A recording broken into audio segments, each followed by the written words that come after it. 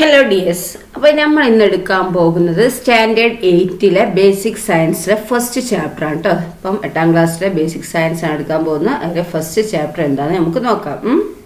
എന്താണ് first chapter? Life's mysterious in little chambers. എന്താണ്?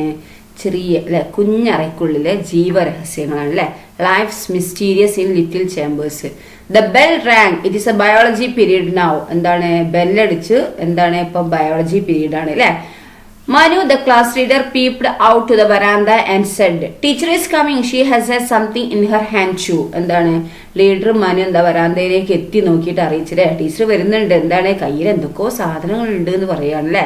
It is her usual way. She always carries some materials in her hand. What is she bringing today? Everyone became anxious. എന്താണ്? Teacher അങ്ങനെയാണ്, എപ്പോഴും കയ്യിൽ എന്തെങ്കിലുമൊക്കെ സാധനങ്ങൾ ഉണ്ടാവും അല്ലെ. ഇന്ന് എന്തായിരിക്കും കൊണ്ടുവരുന്നത്? എല്ലാവർക്കും ഭയങ്കര ആങ്ഷ്യസ് ആയില്ലേ, ആകാംക്ഷയായില്ലേ. When the teacher entered the class, Rehana said in a loud voice. എന്താണ്? ടീച്ചർ ക്ലാസ് കയറിയപ്പോൾ രഹന വിളിച്ചു പറഞ്ഞില്ലേ, I know, isn't it a microscope? എന്താണ്? ഇത് എനിക്കറിയാം, മൈക്രോസ്കോപ്പ് അല്ലേ എന്ന് ചോദിക്കുകയാണല്ലേ. And what is in your other hand, madam? എന്താണ്? പക്ഷെ മറ്റേ കയ്യിൽ എന്താ ടീച്ചറെ എന്ന് ചോദിക്കുകയാണല്ലേ. അപ്പൊ I will tell you, ഞാൻ പറയാന്ന് പറഞ്ഞില്ലേ. The teacher placed the microscope on the table and gave the other materials to Meenu. എന്താണ്? ടീച്ചർ ആ മൈക്രോസ്കോപ്പ് എന്താക്കാം മേശപ്പുറത്ത് വെച്ചിട്ട് എന്താണ് കയ്യിലിരുന്ന വസ്തുക്കൾ എന്താണ് മീനുവിന് കൊടുത്തു. Madam, isn't it the root of the plantain? ഇത് വാഴയുടെ വേരല്ലേ ടീച്ചറെ എന്ന് ചോദിക്കുകയാണ് അല്ലേ. Well, don't you know that the body of all organisms are made up of cells? Let's observe the cell in the root of plantain through this microscope. Don't you remember having observed onion cells? Similarly, arrangements should be made to observe the cells in the root of plantain. All required materials are there in this box. Who will do this? അപ്പൊ എന്താണ് teacher പറഞ്ഞത്? അപ്പൊ teacher പറയാണല്ലേ, അത് എന്താണ് വാഴയുടെ എന്താ ചോദിച്ചപ്പോ എന്താണ് അതേന്ന് പറയില്ലേ. എല്ലാ ജീവികളുടെയും എന്താണ് ശരീരഭാഗങ്ങൾ നിർമ്മിച്ചിരിക്കുന്നത് എന്താണ്? ആ സെല്ല് കൊണ്ടാണെന്ന് നിങ്ങൾക്കറിയാം അല്ലെ. ഇന്ന് നമുക്ക് എന്താണ് ഈ വാഴയുടെ വേരിലെ സെല്ലിനെ നമുക്ക് നിരീക്ഷിക്കാം. അതിനാണ് ഈ മൈക്രോസ്കോപ്പ്. നമ്മൾ ഉള്ളിലെ സെല്ലുകൾ നിരീക്ഷിച്ചത് ഓർമ്മയുണ്ടോ? നിങ്ങൾ ചെറിയ ക്ലാസ്സിൽ ചെയ്തിട്ടുണ്ട് അല്ലെ. അതുപോലെ വാഴയുടെ വേരിലെ സെല്ലുകൾ നിരീക്ഷിക്കാൻ എന്താണ് വേണ്ട ക്രമീകരണം ഒരുക്കണം. അതിന് വേണ്ട മെറ്റീരിയൽസ് ഒക്കെ ഈ ബോക്സിലുണ്ട്. ആരാണ് ഇത് ചെയ്യാന്ന് ചോദിക്കാം അല്ലെ. I will do, madam. Manu came forward enthusiastically അല്ലെ. ഞാൻ ചെയ്യാം ടീച്ചറെ അല്ലെ. മനു ഉത്സാഹത്തോടു കൂടി മുന്നോട്ട് വന്നില്ലേ. He took the section of the root using a blade, placed it on a stride and observed it through the microscope. എന്താണ്? ഞാൻ ബ്ലേഡ് കൊണ്ട് വേരിന്റെ എന്താണ് ബ്ലേഡ് കൊണ്ട് വേരിന്റെ ആ സെക്ഷനുകൾ എടുത്തു അല്ലെ. റൂട്ടിന്റെ സെക്ഷനുകൾ എടുത്തു. എന്നിട്ടോ മൈക്രോസ്കോപ്പിന്റെ ആ നോബ് വീണ്ടും എന്താണ് സ്ട്രൈഡിൽ വെച്ചിട്ട് എന്താ മൈക്രോസ്കോപ്പിലൂടെ നോക്കി അല്ലെ. അതായത് ബ്ലേഡ് കൊണ്ട് വേരിന്റെ ആ സെക്ഷൻ എടുത്തിട്ട് എന്താണ് ഈ സൈഡിൽ വെച്ചിട്ട് എന്താണ് മൈക്രോസ്കോപ്പിലൂടെ നോക്കി. ഒന്നും കാണാനാവുന്നില്ല അല്ലെ. Nothing could be seen. Then he turned the knob of the microscope, feeling disappointed. He said അല്ലെ. എന്താണ്? മൈക്രോസ്കോപ്പിന്റെ നോബ് വീണ്ടും തിരിച്ചു നോക്കി അല്ലെ. ഒടുവിൽ നിരാശയോടെ പറഞ്ഞില്ല, no teacher, nothing is visible. ഇല്ല ടീച്ചർ, ഒന്നും ഒരു രക്ഷയില്ല അല്ലെ, ഒന്നും കാണുന്നില്ല എന്ന് പറഞ്ഞില്ലേ. അവൻ എന്താ ചെയ്തത്? ബ്ലേഡ് എടുത്തിട്ട് ആ റൂട്ടിന്റെ സെക്ഷൻ എടുത്തു അല്ലെ, ബ്ലേഡ് ഉപയോഗിച്ചിട്ട്. എന്നിട്ട് എന്താക്കുക, സ്ട്രൈഡിന്റെ അവിടെ വെച്ചിട്ട് എന്താക്കുക മൈക്രോസ്കോപ്പിലൂടെ നോക്കിയതാണ് അല്ലെ. പക്ഷെ എന്താ ഒന്നും കണ്ടില്ല. Why were Manu's attempts failure? എന്തുകൊണ്ടാണ് മനുവിന്റെ ആ ശ്രമം പരാജയപ്പെട്ടത്? Can you help him? അവനെ നിങ്ങൾക്ക് സഹായിക്കാൻ പറ്റുമോ? For this, you must know how to operate a microscope and prepare materials for observation. അല്ലെ. അതിനെന്താണ് മൈക്രോസ്കോപ്പ് കൈകാര്യം ചെയ്യാനും നിരീക്ഷണ വസ്തു തയ്യാറാക്കാനും അറിയണ്ടേ വേണ്ടേ? Let's familiarize ourselves with the microscope. Observe the microscope with the help of your teacher and identify the following parts and their use. എന്താണ്? നമുക്ക് മൈക്രോസ്കോപ്പിനെ ഒന്ന് അടുത്ത് പരിചയപ്പെട്ടാലോ? അധ്യാപകന്റെ സഹായത്തോടെ മൈക്രോസ്കോപ്പ് നിരീക്ഷിച്ച് താഴെ പറയുന്ന ഭാഗങ്ങളും അവയുടെ ഉപയോഗവും തിരിച്ചറിയാം. എന്താ? ഐ പീസ് അല്ലെ. Eye piece, knob, objective lens, stage and clip, condenser, mirror, ഇതൊക്കെ ഉണ്ട് അല്ലെ. അപ്പൊ നോക്കൂ, ഇവിടെ ഒരു മൈക്രോസ്കോപ്പ് കണ്ടോ? ഇവിടെ എന്താ? ഇത് ഐ പീസ് ആണ്. പിന്നെ ഇത് ഐ പീസ് ട്യൂബ്, ഇത് ബോഡി ട്യൂബ്, ഇതാണ് നോസ് പീസ്, ഇത് objective lens, specimen stage, illumination mirror ആണ് കേട്ടോ അത് താഴെയുള്ളത്. പിന്നെന്താണ് ഇത് ബേസ് താഴെയുള്ളത്. പിന്നെ സ്റ്റേജ് ക്ലിപ്പ് ഇത് അവിടെയാണ് കേട്ടോ. അതിൻ്റെ ഫൈൻ ഫോക്കസ് ഇത് അല്ലേ. പിന്നെന്താ കോഴ്സ് ഫോക്കസ് ഇത്, പിന്നെ ഐ പീസ് അല്ലേ. അപ്പോൾ ഒരു മോഡൽ ടീച്ചർ കാണിച്ചില്ല കേട്ടോ. മൈക്രോസ്കോപ്പിൻ്റെ പാർട്സ് ടീച്ചർ കാണിച്ചതേ ഉള്ളൂ. ദ കോമ്പൗണ്ട് മൈക്രോസ്കോപ്പിന് ഇത് കേട്ടോ. ഐ പീസ്, പിന്നെ ബോഡി ട്യൂബാണിത്, പിന്നെ റിവോൾവിങ് നോസ് പീസ്, ഒബ്ജക്റ്റീവ് ആണിത്, പിന്നെ കണ്ടൻസർ, മിറർ ഇവിടെയാണ് ബേസ് അല്ലേ. പിന്നെ ഇൻക്ലിനേഷൻ ജോയിൻ്റ് ആണ് ഇവിടെ, പിന്നെ fine adjustment knob, coarse adjustment knob, eye piece അല്ലേ. അപ്പോൾ അതാണ് കോമ്പൗണ്ട് മൈക്രോസ്കോപ്പിൻ്റെ കേട്ടോ. അപ്പോൾ ടീച്ചർ കാണിച്ചു തന്നതിൽ നിങ്ങൾക്ക് മനസ്സിലായല്ലോ. അപ്പോൾ ഐ പീസ് ഏതാണ്, നോബ് ഏതാണ്, ഒബ്ജക്റ്റീവ് ലെൻസ് ഏതാണ്, സ്റ്റേജ് ക്ലിപ്സ് ആണ്, കണ്ടൻസർ, മിറർ അല്ലേ. ഇതിലേതൊക്കെയാണ് ഐ പീസ് ഇവിടെ വരും അല്ലേ, നോബ് ഇതാ. പിന്നെ ഒബ്ജക്റ്റീവ് ലെൻസ് എവിടെയാണ് വരുന്നത്, പിന്നെയോ സ്റ്റേജ് ആൻഡ് ക്ലിപ്പ് ഇതാ അവിടെ വരുന്നത് അല്ലേ. പിന്നെ മിറർ ഇതായത് കണ്ടൻസർ ഇത് അല്ലേ. ഓക്കെ, അപ്പോൾ മനസ്സിലായില്ലേ എന്താണെന്നുള്ളത്. Then the function of a microscope is to magnify objects, isn't it? Lenses are fixed in the microscope for this purpose. Name the parts where lenses are fixed. എന്താണ് function of a microscope is to magnify objects. എന്താണ് ചെറിയ വസ്തുക്കളെ വലുതാക്കി കാണിക്കൽ അല്ലേ. ഏത് വസ്തുക്കളായിക്കോട്ടെ വസ്തുക്കളെ വലുതാക്കി കാണിക്കലാണല്ലോ ഈ മൈക്രോസ്കോപ്പിന്റെ ഫംഗ്ഷൻ അല്ലേ, isn't it? അല്ലേ. Lenses are fixed in the microscope for this purpose. എന്താണ് ഇതിനായി എന്താണ് മൈക്രോസ്കോപ്പിൽ എന്താ ലെൻസുകൾ പിടിപ്പിച്ചിട്ടുണ്ട് അല്ലേ. അപ്പോൾ name the parts where lenses are fixed. അപ്പോൾ എന്താണ് ആ ഭാഗങ്ങൾ ഏതെല്ലാമാണ് ഈ ലെൻസ് പിടിപ്പിച്ചിരിക്കുന്നതിൽ. Microscopes in which more than one lens is used or called compound microscope. എന്താണ് microscope in which more than one lens is used are called compound microscope. എന്താ ഒന്നിൽ കൂടുതൽ ലെൻസുകൾ ഉപയോഗിക്കുന്ന മൈക്രോസ്കോപ്പുകളെ കോമ്പൗണ്ട് മൈക്രോസ്കോപ്പ് എന്നാണ് പറയുന്നത് അല്ലേ. അപ്പോൾ ഇതെന്താ ഒന്നിൽ കൂടുതൽ ലെൻസ് ഇവിടെ ഉപയോഗിക്കുന്നുണ്ട് അല്ലേ. ഇവിടെ ഇതൊക്കെ ലെൻസുകളാണ് അല്ലേ. ഒന്നിൽ 3 ലെൻസ് ഇവിടെ കാണിക്കുന്നുണ്ട് അല്ലേ. അപ്പോൾ എന്താണ് ഒന്നിൽ കൂടുതൽ ലെൻസുകൾ ഉപയോഗിക്കുന്നതിന് എന്താണ് കോമ്പൗണ്ട് മൈക്രോസ്കോപ്പ് എന്ന് പറയും. ഓക്കെ, ഇനി analyze the given description on the basis of indicator and note down your inference in the science diary. എന്താണ് ഈ ചുവടെ നൽകിയ ഈ കുറിപ്പ് നമുക്കൊന്ന് എന്താക്കാം, ഈ കുറിപ്പ് സൂചകങ്ങളുടെ അടിസ്ഥാനത്തിൽ എന്താക്കാം നമുക്ക് അതൊന്ന് വിശകലനം ചെയ്തിട്ട് എന്താ നമ്മൾ അതിൻ്റെ ഇൻഫ്ലുവൻസ് എന്ന് നമുക്ക് സയൻസ് ഡയറിയിൽ എഴുതാനാണ് പറഞ്ഞിരിക്കുന്നത് കേട്ടോ. Then arrangement of lights is a microscope. എന്താ ഇന്ന മൈക്രോസ്കോപ്പ് അല്ലെ. Arrangement of light in a microscope. മൈക്രോസ്കോപ്പിലെ പ്രകാശ ക്രമീകരണം ഉണ്ട് അല്ലെ. In the microscope the part fixed below the stage is to reflect light on the materials to be observed. This arrangement which is fixed in a metal ring has 2 planes, a plane mirror to reflect sunlight and a concave mirror to reflect artificial light. The lens in the condenser that is fixed on the lower side of the stage focuses light on the materials to be observed.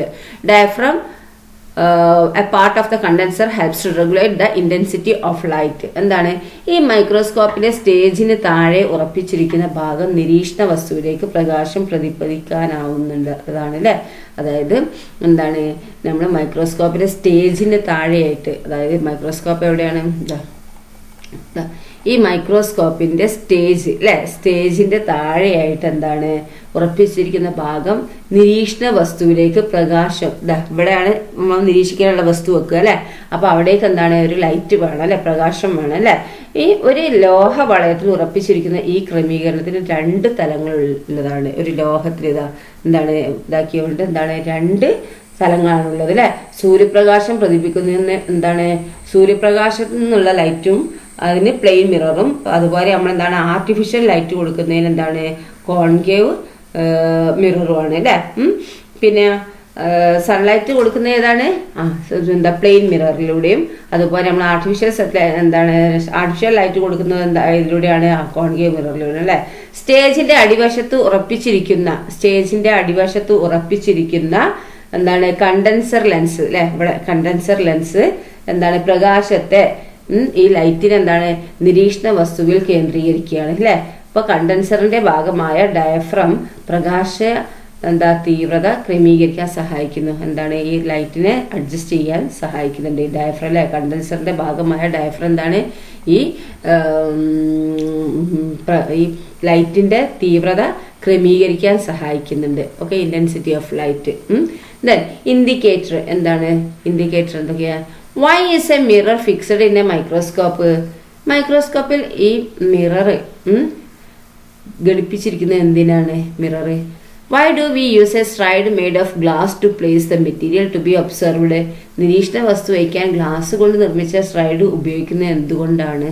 Y do we use a slide made of glass to place the material to be observed? ഈ നിരീക്ഷണ വസ്തു വെക്കാൻ എന്താ glass കൊണ്ട് നിർമ്മിച്ച stride നമ്മൾ ഉപയോഗിക്കുന്നത്? അത് എന്തുകൊണ്ടാണെന്നാണ് ചോദിച്ചിരിക്കുന്നത്. Have you understood the basic concept of a microscope? Accuracy in using a microscope can be attained only through practice. Learn to operate a microscope using the permanent strides available in your science lab. എന്താണ് ഇവിടെ പറയുന്നത്? മൈക്രോസ്കോപ്പിനെ സംബന്ധിച്ച അടിസ്ഥാന വസ്തുക്കൾ മനസ്സിലാക്കി അല്ലെ. പരിശീലനത്തിലൂടെ മാത്രമേ എന്താക്കാൻ പറ്റുള്ളൂ? നമുക്ക് മൈക്രോസ്കോപ്പ് ഉപയോഗിക്കുന്നതിന് കൃത്യത കൈവരിക്കാനാവും അല്ലെ. അപ്പൊ നിങ്ങളുടെ സയൻസ് ലാബിൽ ലഭ്യമായ പെർമനന്റ് സ്ട്രൈഡുകൾ ഉപയോഗിച്ച് എന്താക്കാം? മൈക്രോസ്കോപ്പ് ക്രമീകരിക്കാൻ പഠിക്കുക, പ്രാക്ടീസ് ചെയ്യുക കേട്ടോ. ദെൻ ഇത് നോക്കൂ, എന്താ മാഗ്നിഫിക്കേഷൻ പവർ അല്ലേ? എന്താ magnification power? The magnification power of objective lenses are marked as 10x and 45x. കണ്ടോ, 10x ഉം 45x അല്ലേ? എന്താണ് ഒബ്ജക്റ്റീവ് ലെൻസുകളുടെ എന്താണ് ഈ മാഗ്നിഫിക്കേഷൻ പവർ എത്രയാണ്? 10x ഉം 45x എന്നിങ്ങനെ രേഖപ്പെടുത്തിയിരിക്കുന്നുണ്ട് അല്ലേ. അതുപോലെ എന്താണ് such markings can be seen in eye piece 2 അല്ലേ. എന്താണ് പറഞ്ഞിരിക്കുന്നത്? ഈ 45s 10x അല്ലേ എന്നിങ്ങനെ രേഖപ്പെടുത്തിയിട്ടുണ്ട് അല്ലേ. അപ്പൊ ഐ പീസിലും ഇത്തരം എന്നിങ്ങനെ രേഖപ്പെടുത്തിയില്ലേ? ഐ പി സിയിലും അല്ലേ. എന്താണ് ഐ പീസ് അല്ലേ? ഐ പീസിലും എന്താണ് ഇത്തരത്തിലുള്ള രേഖപ്പെടുത്തൽ കാണാം. ഐ പീസിലൊന്ന് മൈക്രോസ്കോപ്പിലുണ്ട്, മുകളത്തെ ഐ പീസിലും നോക്കുക. അപ്പൊ ഇത്തരത്തിലുള്ള മാർക്ക് ഇത് അവിടെ കാണാം.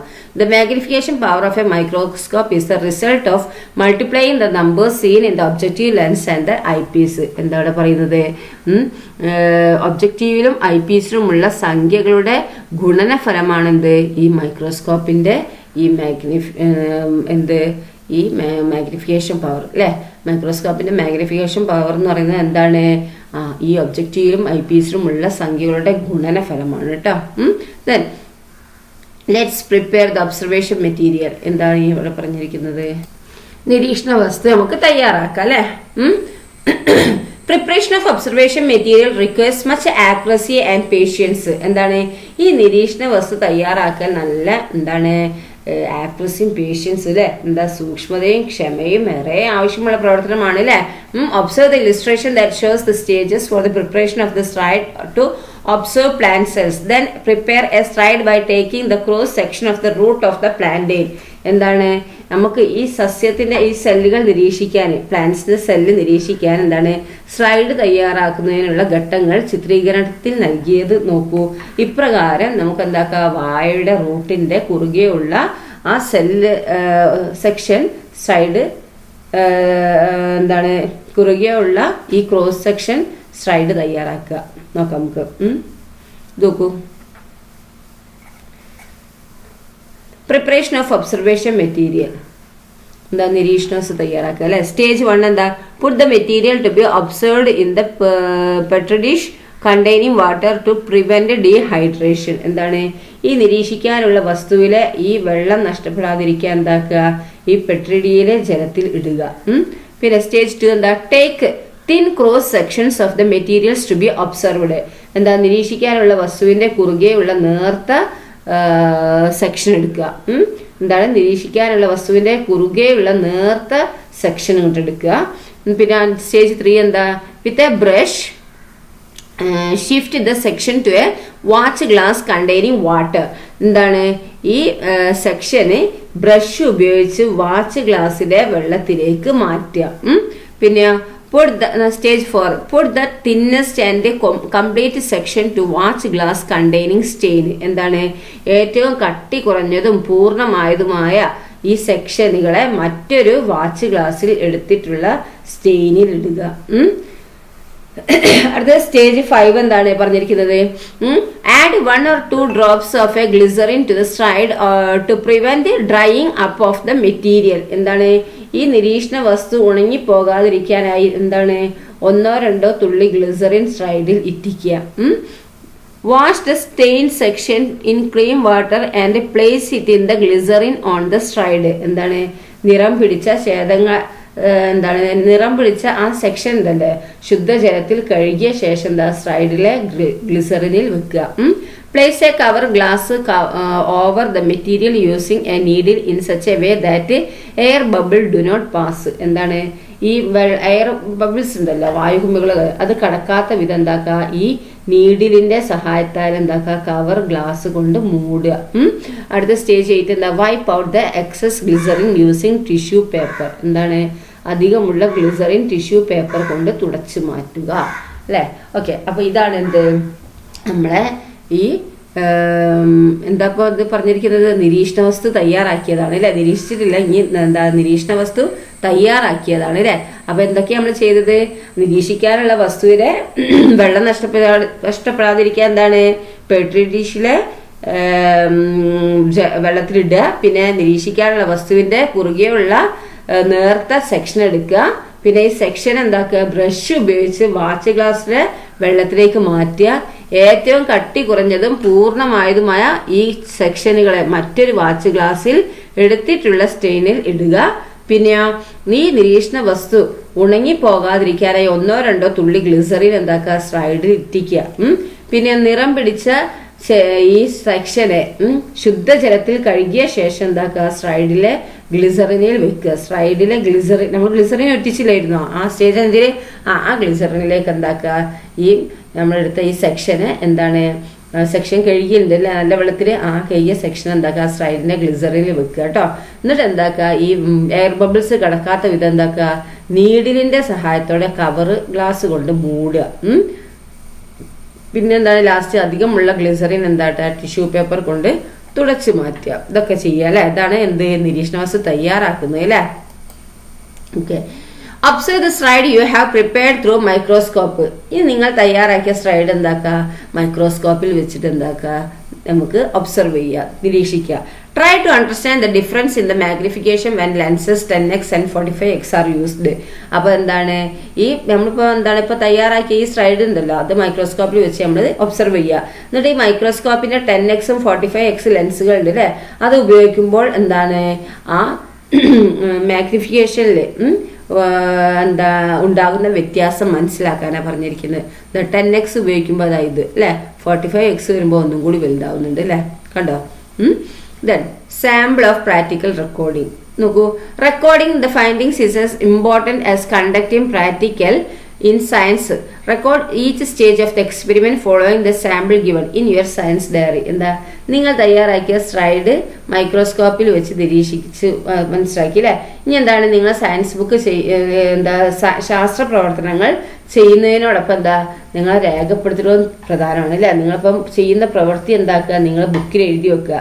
നൽകിയിരിക്കുന്ന മാതൃക അനുസരിച്ച് ഓരോ പ്രവർത്തന ഘട്ടവും ഉൾപ്പെടുത്തി എന്താക്കുക നിങ്ങൾ സയൻസ് ബുക്കിൽ ഈ പ്രവർത്തനക്കുറിപ്പ് തയ്യാറാക്കുക. അപ്പോൾ എന്താണ് പ്രവർത്തനക്കുറിപ്പിന് വേണ്ട എന്തൊക്കെയാണ് മാതൃക സാമ്പിൾ ഓഫ് പ്രാക്ടിക്കൽ റെക്കോർഡിംഗ് എന്താ എയിമിൽ ആദ്യം ലക്ഷ്യം എന്താണെന്ന് എഴുതണം. പിന്നെ മെറ്റീരിയൽസ് റിക്വയർഡ് എന്തൊക്കെ മെറ്റീരിയൽസ് ആവശ്യമുള്ളത് എഴുതണം. പിന്നെ പ്രൊസീജിയർ എന്താ പ്രവർത്തന ക്രമം എഴുതുക. പിന്നെ ഒബ്സർവേഷൻ അല്ലേ നിരീക്ഷണം എന്താണെന്ന് എഴുതുക. ഇൻഫറൻസ് എന്താ നിഗമനം എന്താണെന്ന് എഴുതുക. Okay, then discovering the cell എന്താണ് ഡിസ്കവറിങ് നമ്മൾ സെല്ലിനെ കണ്ടെത്തുകയാണ് അല്ലേ. നോക്കൂ Robert Hooke was the first scientist who observed cells with the help of a simple microscope. He observed the section of cork through a microscope and called the tiny chamber seen in the section cell. എന്താണ് പറഞ്ഞിരിക്കുന്നത് ലളിതമായ ഒരു മൈക്രോസ്കോപ്പിന്റെ സഹായത്താൽ ആദ്യമായി ഈ സെല്ലുകളെ നിരീക്ഷിച്ച ആരാണ് ഈ റോബർട്ട് ഹൂക്ക് എന്ന ശാസ്ത്രജ്ഞനാണ് അല്ലെ.